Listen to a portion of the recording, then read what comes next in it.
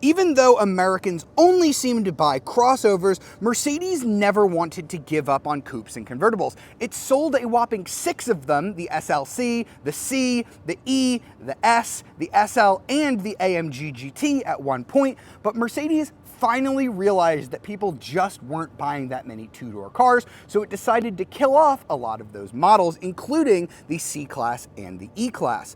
In their place, we now have this model, the 2024 Mercedes-Benz CLE. It's got C in there, it's got E in there, and then they threw in an L for good measure. The CLE's purpose is to rival the BMW 4 Series, one of the few remaining two-door luxury coupes available on the market today, and replace both the C-Class and the E-Class in the Mercedes lineup. Today we're driving a 2024 CLE 450, the one with the inline-6 engine, to determine whether or not it does an adequate job of replacing two popular Mercedes two-door models. Let's check it out.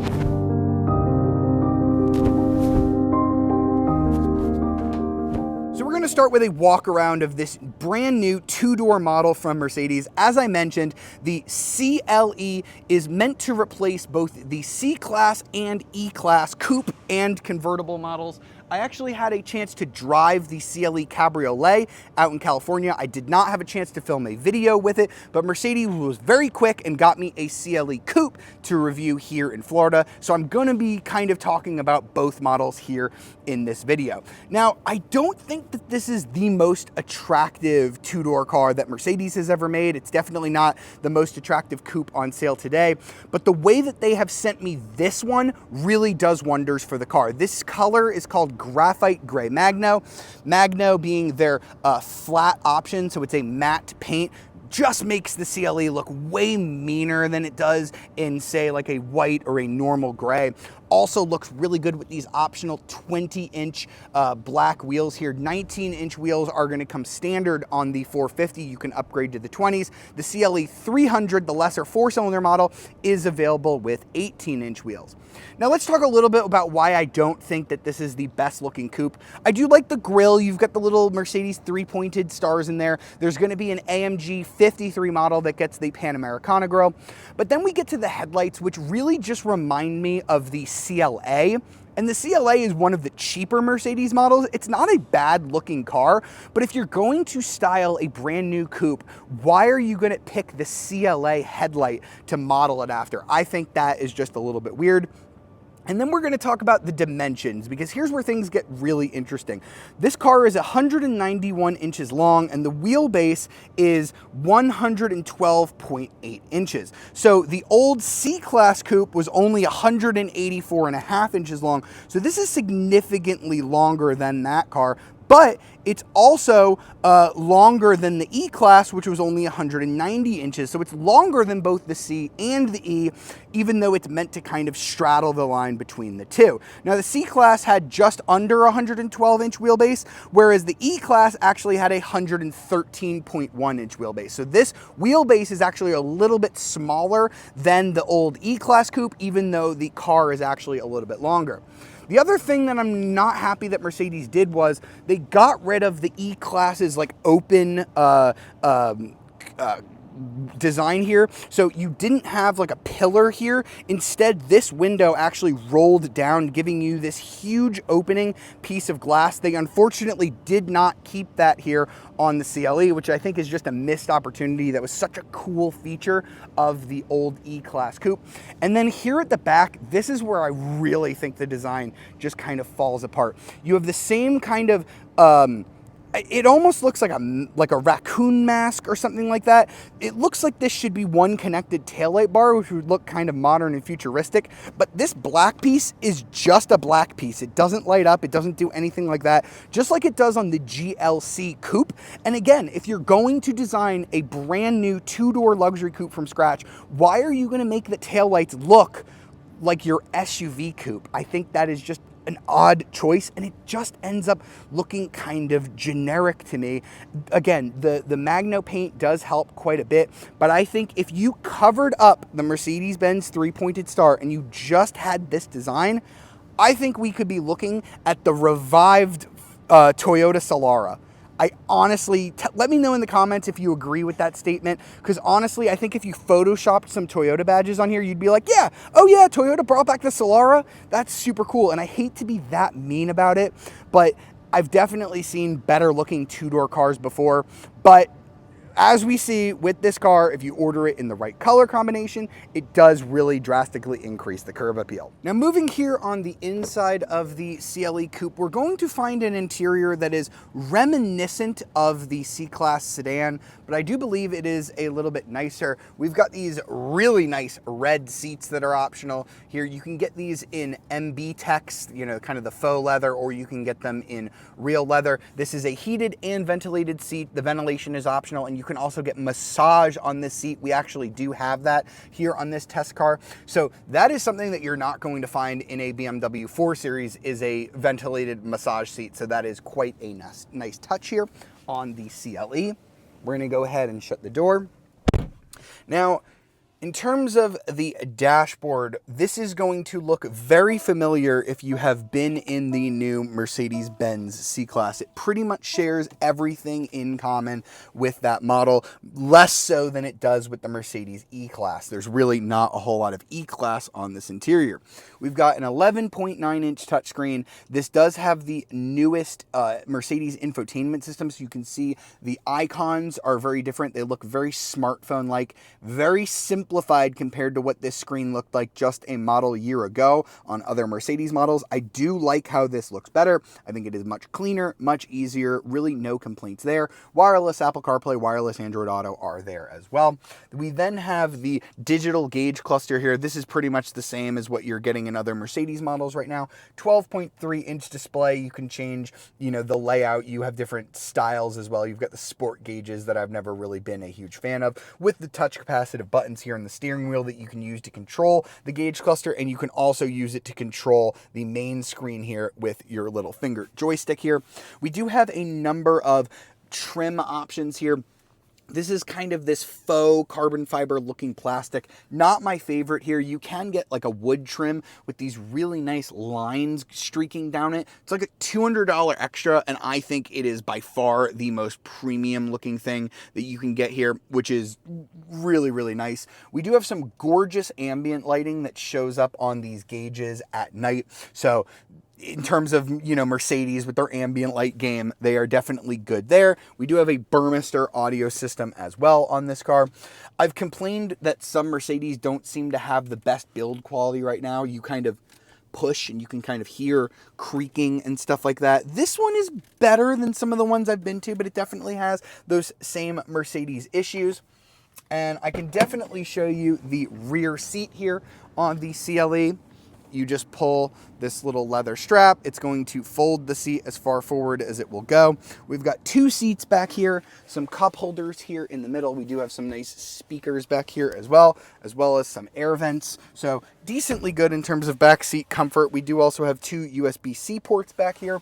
You can see that my legroom is really not all that bad, although I believe this seat is having an issue where it's not coming back to the main position, and it might go back a little bit further, but really good legroom here, more than you got in the old C-Class Coupe and convertible. And the headroom is quite good as well. The one other thing that I should point out is that you can get the CLE Coupe.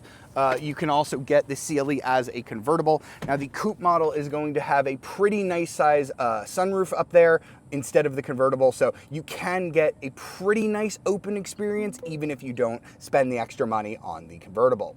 And if you care about practicality, the Mercedes CLE has just under 15 cubic feet of space. It's a little less than the BMW 4 Series Coupe, but it is more than the old C-Class and E-Class Coupes here. So a little bit of a tall opening, but it does go quite deep. You also get 60-40 split folding, so you can see you can get a lot more space by dropping those seats down. That's nice to know that even with a two-door car, you still have a decent amount of practicality, including a little grocery bag hook.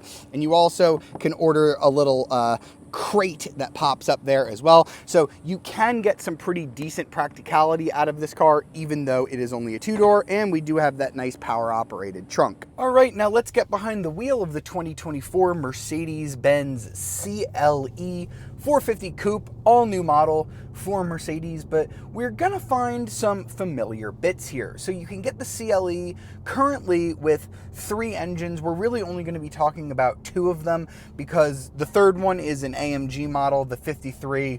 It's kind of different. We'll talk about that in a different video if and when we get that one to review. For now, the 2 main normal people engines are going to be the CLE 300 and the CLE 450, which we are driving now, both of which are only currently available with 4MATIC all-wheel drive. Now, the CLE 300, I think, is going to be the volume model. I think it's going to be fine for most drivers. That's a 2-liter, 4-cylinder turbo engine, 255 horsepower, 295 pound-feet of torque. Those are pretty good numbers for a 2.0T. And that's linked to a 9-speed automatic transmission, 0 to 60 in 3.2 seconds. If you want something a little bit spicier, you can get this CLE 450 model. That's going to replace the 2-liter 4-cylinder with a 3-liter straight 6 turbocharged engine with 375 horsepower and 369 pound-feet of torque. That's going to drop your 0 to 60 significantly from 6.2 seconds down to 4.2 seconds. So as we go ahead and turn around here, we'll give that a shot. See how quick the CLE 450 feels in a straight line. Foot on the brake, foot on the gas. Whoa. Whoa. This is a buttery smooth engine. It sounds good. Something that I noticed, it almost sounds like a V8. It has this like low grumble when you're just kind of driving around. Listen. And then I realized that that's fake. I actually just drove the CLE Cabriolet, the convertible version of this car, out in California, and I didn't get a chance to film a video with it, but I didn't notice that sort of growl from the engine. And then I found it under the settings. There's actually something called progressive sport sound. I guess it's Mercedes' way of making this engine sound, you know, just like a little bit more aggressive. And honestly, I don't really think it's necessary. So here it is with progressive sport sound. Let's shift into manual so you can hear it better.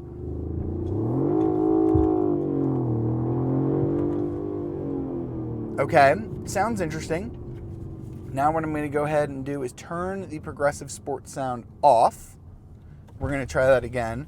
I don't know why the manual shifting was a little bit weird though. There. Let's go this way, because we've got a bus coming the other way. Here it is without it.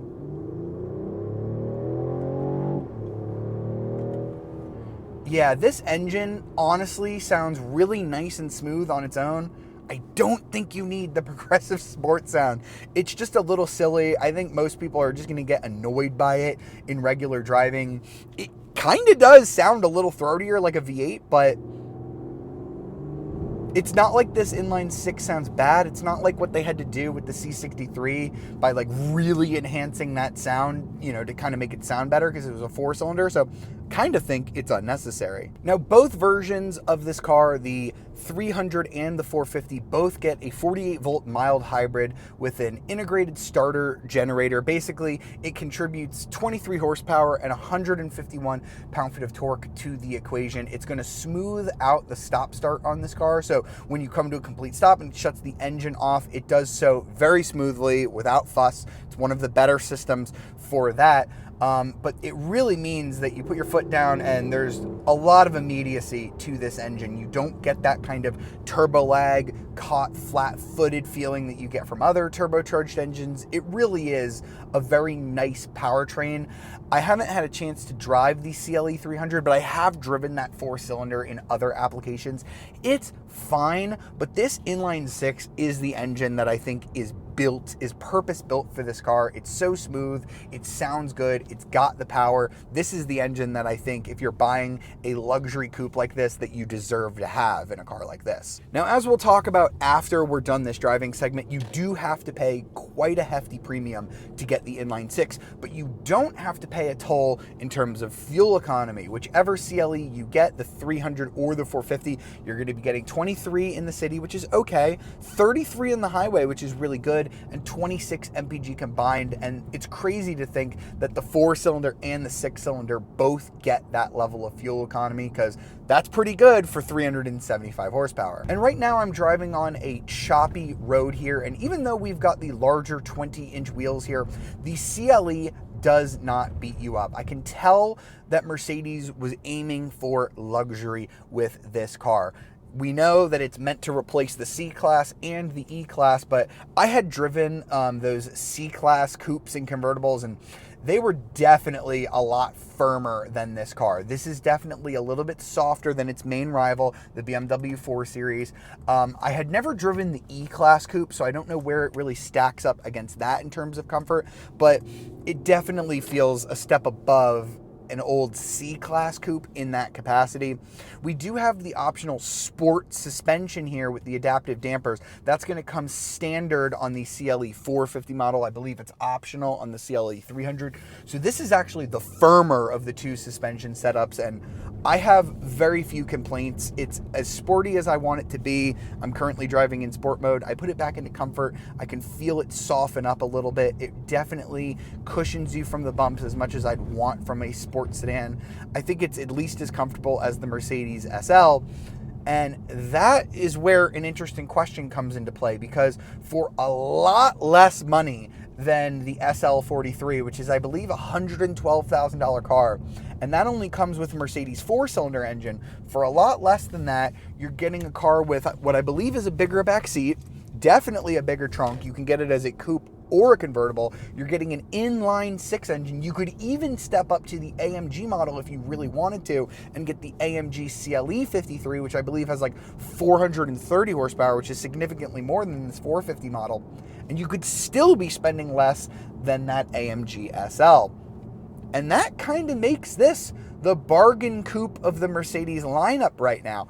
I definitely think it could be improved stylistically, but in terms of how it drives, I think that most people are going to be impressed enough with how it drives. It's very comfortable. It drives decently well in sport mode. I think Mercedes probably hit its targets with this car. I think if you wanted something that was super or uber sporty, like the old C-Class coupe and convertible, I think you're maybe out of luck. But if you wanted something nice as a cruiser to replace your E-Class coupe or convertible, the CLE definitely fits the bill. So let's wrap up our time with the 2024 Mercedes-Benz CLE and find out how much you're going to pay for this new two-door luxury coupe. So the CLE 300 4MATIC is going to start at $56,500 if you want the coupe. You can step up to the Pinnacle trim for about $2,000 more.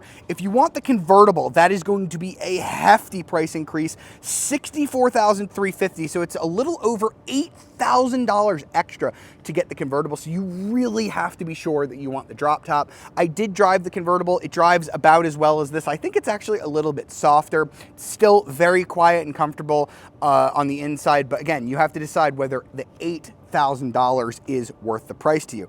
Honestly, in my personal opinion, I think you would be better off spending $10,000 and getting the CLE 450 4MATIC, which is what we have here, starting at $65,650 for the coupe, $73,850 for the convertible, or $76,450 if you get the convertible Pinnacle, which comes with a few extra options. You get the augmented reality display, Entertainment Plus, Guard 360, which is like a dash cam, and you get the head-up display. For that little, I think you might as well go ahead and get the Pinnacle trim, whichever one you're going to buy, and then you can probably add a few options like the massage seats, the 360 camera, and a few other things like that. But I think you're better off spending the money on the engine. I think you're going to really enjoy the 450 engine on here. If you really don't care and you just want a pretty cool looking two-door car, you don't care about speed, you don't care about performance, I think you're going to be pretty good with the CLE 300. But for my money, I would be getting the CLE 450. I'd skip the convertible. I'd get the coupe. I think it looks better. I think this is the color combo I'd probably order it in, and although the matte paint might be a little hard to maintain, it does look fantastic. Let me know in the comments if you would choose the new Mercedes-Benz CLE over, say, a BMW 4 Series. The Audi A5 is gone now, so there's really not too many other competitors on this. And let me know my earlier question when I was driving, would you buy this or even the AMG version of this over the Mercedes-Benz SL and save some money, or do you just think that the SL is better looking and that's the one you would buy? If you enjoyed this video, be sure to like, subscribe, and ring that notification bell to be alerted of our latest videos, and I'll see you next time.